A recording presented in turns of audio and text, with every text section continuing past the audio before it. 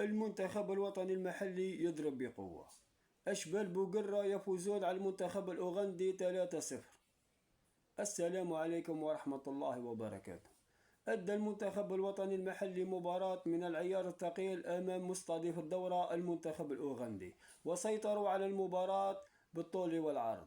وأكد مجيد بوقرة أنه مدرب من العيار الثقيل، حيث سيطر على المنتخب الأوغندي وعرف كيف يسير المباراة ونجح في الفوز 3-0.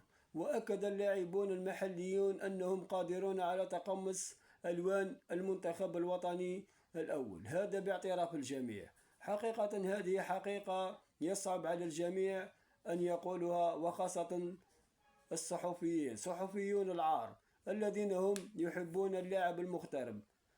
اللاعب المحلي أكد أنه قادر على أن يلعب في المنتخب الأول وبكل سهولة، خاصة مع تدهور مستوى بعض اللاعبين في المنتخب الأول، على غرار كل من مندي وبو نجاح وزروقي وكثير من اللاعبين.